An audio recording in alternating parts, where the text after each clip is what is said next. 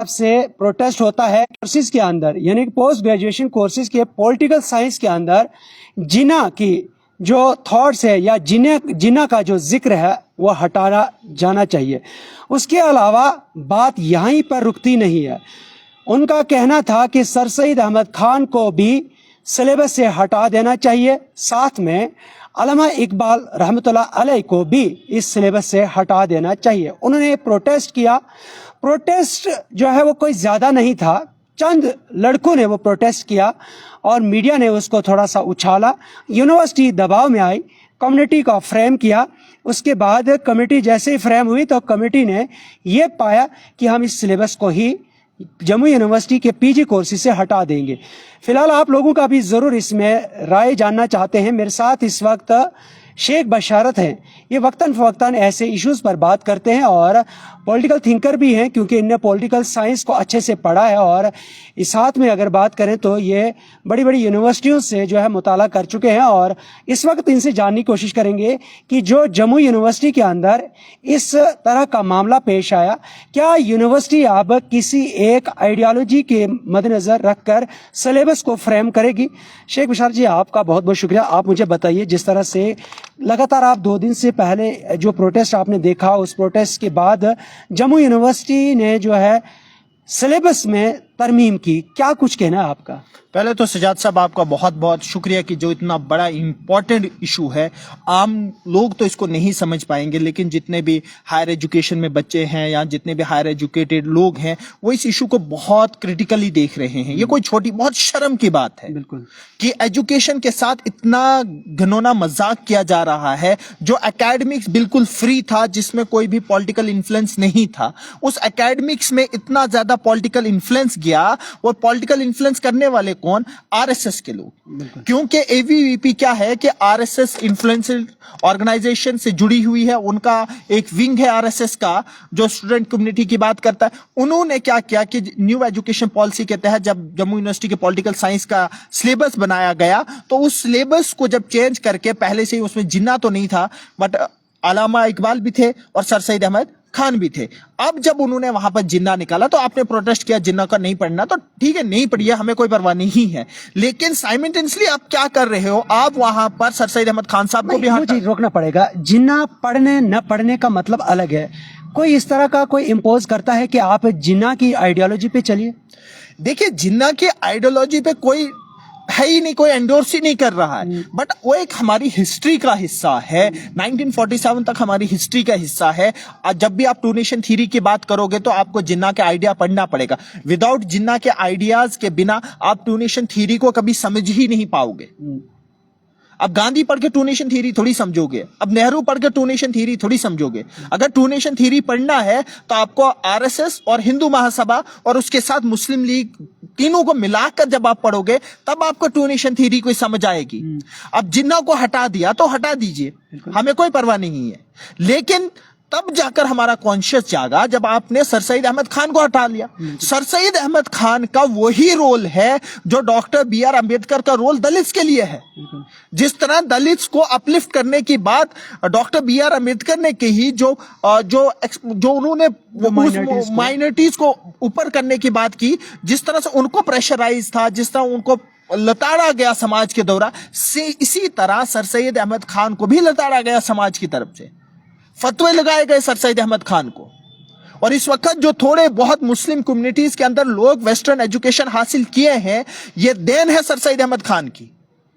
बिल्कुल। अगर आप साइंटिफिक सोसाइटी से लेकर अलीगढ़ यूनिवर्सिटी 1920 तक बनने तक देखोगे तो कितनी बड़ी कुर्बानी थी सर सईद अहमद खान की, कितनी बड़ी बड़ी कुर्बानियां उन्होंने दी मुस्लिम कम्युनिटी को ऊपर उठाने के लिए। लेकिन आज अगर वही मुस्लिम बच्चे को आप वंचित कर रहे हो, उनका सोशो पॉलिटिकल इकोनॉमिक थॉट से वंचित कर रहे हो कि ये बच्चा नहीं पढ़ेगा, यूथ नहीं जान पाएगा, तो हायर एकेडमिक्स में जानना तो छोड़ लो, मुस्लिम बच्चा पढ़ लेगा, बट एक एकेडमिक्स का मतलब क्या है हायर एजुकेशन का बच्चा? क्योंकि हर एक पर्सपेक्टिव बच्चा जाने, रिसर्च करता है, रिसर्च करे, उसको जाने, हमारे इतिहास का हिस्सा है, हमारी हिस्ट्री का पार्ट है, उसको जानना है, उसको समझना है, उसको क्रिटिकली एवेल्युएट करना है, समझना है कि किस तरह से कोई इवेंट अकर हुआ, अगर इस तरह आपको मैं रोकना चाहूंगा, जिस तरह से ये थिंकर्स हैं, जिस तरह से आप जानते हैं कि अल्लामा इकबाल की वो नज़म याद है, सारे जहां से अच्छा हिंदुस्तान हमारा, हम बुलबुलें हैं इसकी, ये गुलस्ता हमारा, कि किस तरह से उन्होंने इत्तेहाद की बात की।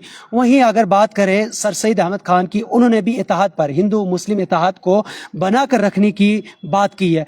आखिर आज एक आइडियोलॉजी के जरिए से यूनिवर्सिटी पे प्रेशर बनता है, तो यूनिवर्सिटी क्या वो स्टेप उठाने में कैसे आगे निकलती है? देखिए, ये कुछ नहीं था, ये सारा प्रीपोन था। पॉलिटिकल साइंस डिपार्टमेंट ने सिलेबस बना लिया। जब सिलेबस बना लिया, सिलेबस बाहर आया, तो जो वहां पर आरएसएस के लॉबी है, उनको सिलेबस पसंद नहीं आया, क्योंकि उनके अनुसार सिलेबस बना नहीं होगा।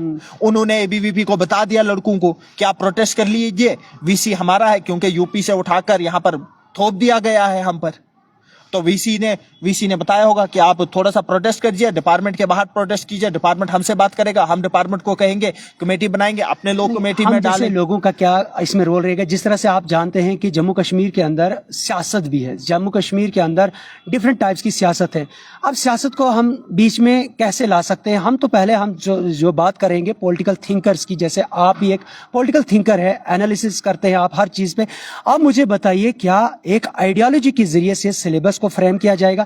वहीं अगर आपको पसंद नहीं आता, हिटलर का पढ़ना पसंद नहीं आता है, या आरएसएस की आइडियोलॉजी को पढ़ना पसंद नहीं आता है, क्या जो भी पॉलिटिकल थिंकर्स है या हिस्ट्री जो भी है, वो क्या आपकी मर्जी से चलेगी? देखिए, हिस्ट्री हमारी मर्जी से, प्रॉब्लम ही तो यहीं पर है। इस वक्त देश में क्या चल रहा है, जो मुझे पसंद है वही चलेगा, जो मुझे पसंद नहीं है। एकेडमिक्स में ये चीज नहीं चलती है, मुझे पसंद हो या नहीं पसंद हो वो मैटर नहीं है। आपको डिफरेंट पर्सपेक्टिव पढ़ने हैं। अगर कोई दलित लड़का कल ये उठेंगे, अंबेडकर राइट्स ये आकर चलेंगे कि हमें मनु नहीं पढ़ना है इंडियन पॉलिटिकल थॉट में, क्या आप मनु को निकाल दोगे? नहीं निकालोगे ना। कल अगर कोई बंदा ये कहेगा कि हमें ज्योतिबा फुले नहीं पढ़ना है, तो क्या आप ज्योतिबा फुले को सिलेबस से निकाल दोगे? नहीं निकालोगे ना। बिल्कुल। क्यों नहीं निकालोगे? क्योंकि बच्चों को डिफरेंट पर्सपेक्टिव्स पढ़ने पड़ेंगे। जब डिफरेंट पर्सपेक्टिव्स तालिब इल्म पढ़ेगा, तभी तो वो सच्चाई को जान पाएगा। अगर कल मैं ये कहूंगा कि मुझे वीडी सावरकर नहीं पढ़ना है, मुझे गोवलकर नहीं पढ़ना है, तो क्या वीडी सावरकर को सिलेबस से निकाल दिया जाएगा? क्या गोवलकर? नहीं, ऐसा नहीं चलेगा। एकेडमिक्स पॉलिटिक्स फ्री होना चाहिए। एकेडमिक्स में आरएसएस का जो ये इन्फ्लुएंस बनाने की कोशिश कर रहे हैं, क्योंकि हायर एजुकेशन ही ऐसा था जहां पर आपको क्रिटिकल माइंड्स मिल रहे थे। अब क्या किया जा रहा है, क्योंकि हायर एजुकेशन ही वो यूनिवर्सिटीज हैं जो सरकार को आंखों में आंखें डाल के बात कर रहे हैं। अगर उसको भी आप हाईजैक करोगे, वो क्रिटिकल थिंकिंग को बंद करोगे, तो आप इस देश को कहां पर ले जाने जा रहे हो? आप जेएनयू की बात करिए, जेएनयू को इतना बदनाम किया, यही भाजपा सरकार ने किया। एंटी नेशनल बता दिया, जो वहां पर लीडर निकलता है उसको एंटी नेशनल बताया जा रहा है। क्यों? क्योंकि वो लेफ्ट विंग से है। लेफ्ट विंग से क्योंकि वो आरएसएस को सूट नहीं कर रही है, वो आरएसएस को चैलेंज करता है। जब आरएसएस को चैलेंज करता है, आरएसएस पूरा मीडिया लॉबी लेकर जेएनयू को एंटी नेशनल क्या क्या उनको बोला जाता है वहां के स्टूडेंट लीडर को। तो इस तरह से एकेडमिक्स में बीजेपी चाहती है कि वो यहां पर पूरा कंट्रोल करे, बट ये पॉसिबल नहीं है, क्योंकि बहुत सारे बच्चे ऐसे हैं जो क्रिटिकली माइंड है, वो नहीं चाहते हैं वो सरकार को क्वेश्चन करेंगे। मीनिंग यही था कि सरकार से क्वेश्चन ना हो, क्योंकि हायर एजुकेशन ही वो है कि जो पीजी के क्लासेस है, आपको कॉलेज का बच्चा उस लेवल पर क्वेश्चनिंग नहीं कर पाएगा। जब वो पीजी करके आएगा, किसी रिसर्च करके आएगा, वो सच्चाई को जानेगा, तब वो आपसे रोजगार का भी सवाल करेगा, तब वो आपको अनएम्प्लॉयमेंट पर भी सवाल करेगा, तब वो आपको पॉवर्टी पर भी क्वेश्चन करेगा, तब वो आपको मेडिकल फैसिलिटीज पर भी बात करेगा, तब वो आप पर करप्शन पर भी बात करेगा। तो सरकार नहीं चाहती कि उनसे क्वेश्चन। रही बात डिफरेंट पर्सपेक्टिव, सरकार ये मान रही है, आरएसएस तो क्लियर कट ये कह रही है कि हिस्ट्री ही गलत लिखी गई है। अब आरएसएस के जितने भी बीजेपी के प्रवक्ता देखो नेशनल मीडिया पर आते हैं, वो कहते हैं कि हिस्ट्री ही गलत है, हिस्ट्री को ही रीराइट करना है।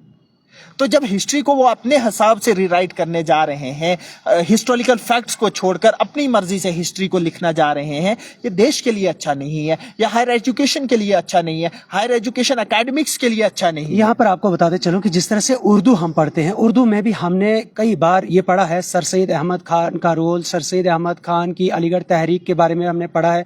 वहीं अल्लामा इकबाल का जो होना, उर्दू, अगर उस उर्दू में अल्लामा इकबाल की कोई नज़म ना हो, गज़ल ना हो, किसी उर्दू के भी शुरू में जब हम नज़म पढ़ते हैं, बच्चे की दुआ पढ़ते हैं या हम्द पढ़ते हैं, हर एक उर्दू के आगाज़ में ही नज़म से जो होता है।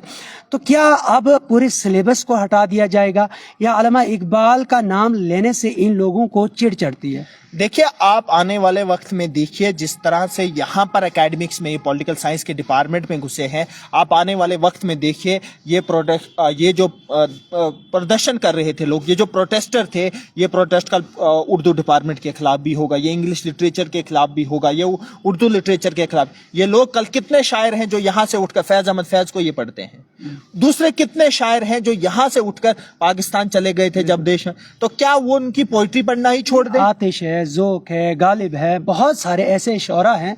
अब क्या हम उन शौरा के बारे में नहीं पढ़ेंगे? अगर आप इमेजिन कर सकते हो कि उर्दू को बिना अल्लामा इकबाल के पढ़ना, बिल्कुल नहीं, कोई भी इमेजिन ही नहीं कर सकता है, तो क्या ये कल वहां से बिल्कुल ये हटाएंगे? आप देखिए, ये वो भी हटाएंगे। मगर आप मुझे बताएं, जम्मू कश्मीर की सरकार के अंदर जो बड़े बड़े इस वक्त आप देख रहे हैं कि एमएलएज हैं, मिनिस्टर्स हैं, खास अगर बात करें हमारी एजुकेशन मिनिस्टर, वो क्यों सोई हुई है? क्या गहरी नींद में सोई है? उसको पता नहीं है, या तो मुझे लगता है वो अनपढ़ है, उतनी खास उसको नॉलेज नहीं है इन थिंकर्स के बारे में। देखिए, अगर आपको सच्चाई मालूम चले तो उमर अब्दुल्ला डायरेक्टली कन्फ्रंट नहीं करना चाहते हैं आरएसएस और बीजेपी के साथ। वो कोई भी डायरेक्ट कन्फ्रंटेशन नहीं चाहते। हमें पता है कि उमर अब्दुल्ला कुछ नहीं कर पाएंगे, क्योंकि अगर ये उमर अब्दुल्ला ये बोलेंगे क्लियर कट, वो यही बोलेंगे कि चांसलर तो गवर्नर है, तो गवर्नर सेंटर का अपॉइंटेड है, तो हमारा इसमें कोई भी रोल नहीं है। अगर तुम्हारा रोल नहीं है तो फिर तुम कुर्सी छोड़कर बाहर आ जाइए, बोलिए कि हमसे कुछ काम नहीं हो रहा है। मतलब अपने मुंह से कोई बात भी निकाल सकते हैं। इसका रीजन क्या है?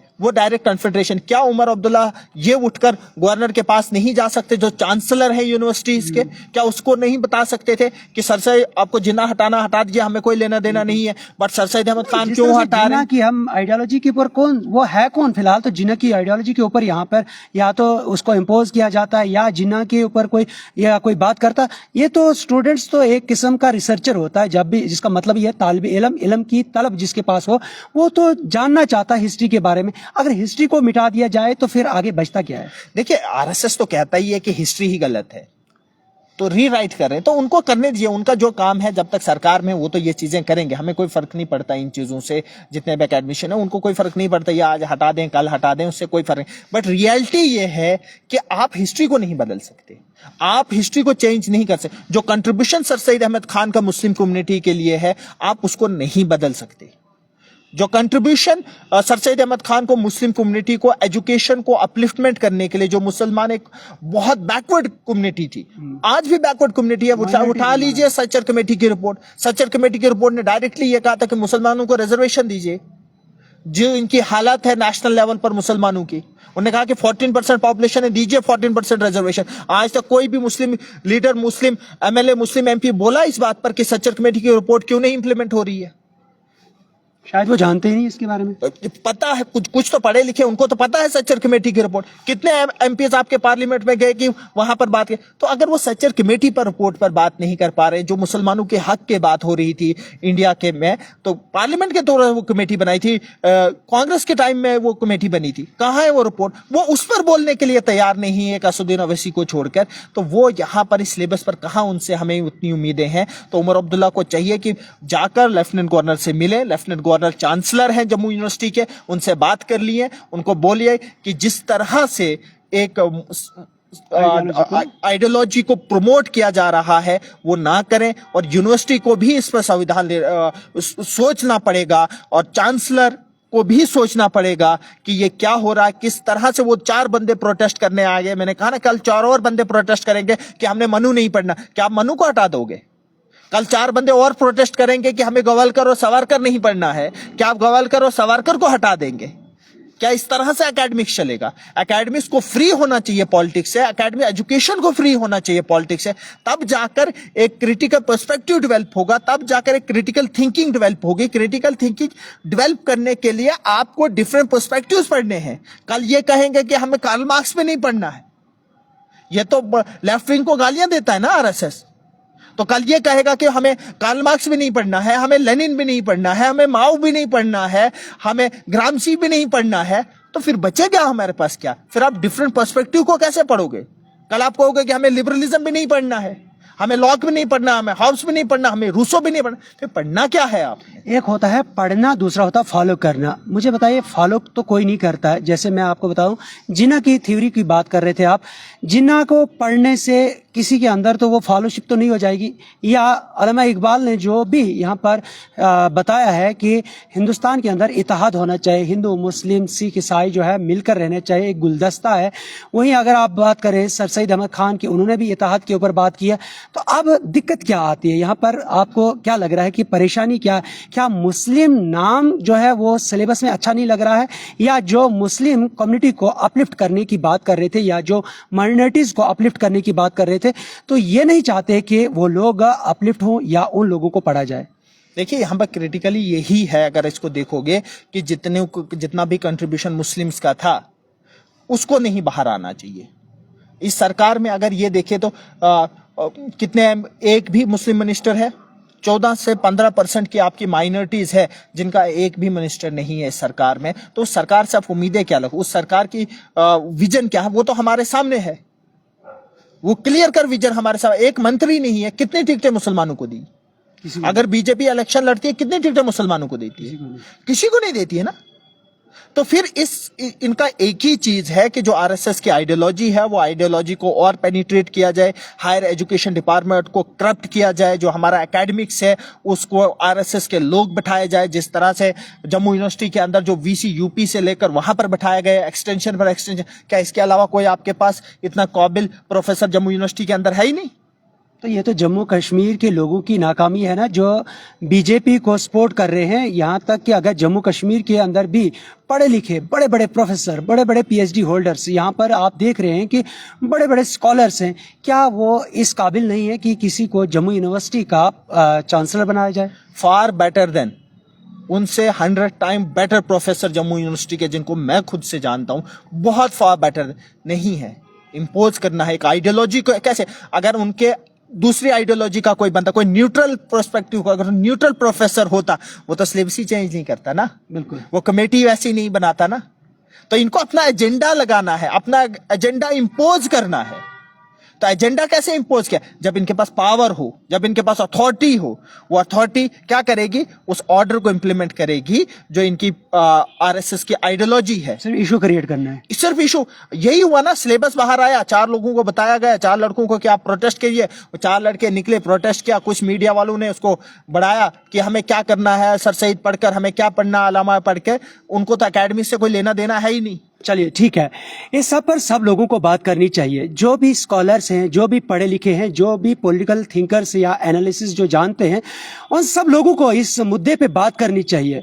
अब आने वाले वक्त में कॉलेजेस के अंदर या जो दूसरा लिटरेचर है, उर्दू है, फारसी है या इंग्लिश है, इसके अंदर भी बहुत सारे पॉलिटिकल थिंकर्स है। या आप जानते हैं कि उर्दू के अंदर कितना बड़ा रोल अल्लामा इकबाल का है, सर सैयद अहमद खान का है, ज़ौक़ का, गालिब का, आतिश का, बहुत सारे ऐसे शोरा हजरात जो हमारी आंखों से गुजर चुके हैं। लेकिन क्या अब एक आइडियोलॉजी रखने वाले लोगों के जरिए से यूनिवर्सिटी का सिलेबस तय किया जाएगा? क्या जम्मू कश्मीर की सरकार के अंदर जो इस वक्त उमर अब्दुल्ला साहब चीफ मिनिस्टर है, वहीं सकीना इत्तो साहिबा अगर बात करें तो वो एक एजुकेशन मिनिस्टर है, उनको चाहिए था इस मसले पर बात करें, एक ट्वीट ही करें, गवर्नर से बात करें, वाइस चांसलर अगर माना जाता है तो उससे बात करें, चांसलर से बात करें। लेकिन वो चुप क्यों है, खामोश क्यों है? क्या कल जो है हिस्ट्री को ही बदल दिया जाएगा तो फिर उसके बाद इन लोगों की नींद खुलेगी? अब आप लोगों का क्या कुछ कहना है? क्या जम्मू यूनिवर्सिटी के अंदर एबीवीपी का राज चलेगा या जो यूनिवर्सिटी है वो अपनी मर्जी से चलाई जाएगी? फिलहाल आप लोगों का क्या कुछ कहना, आप भी जरूर कमेंट बॉक्स में अपनी राय दे सकते हैं। हमें दीजिए इजाजत, खुदा हाफिज।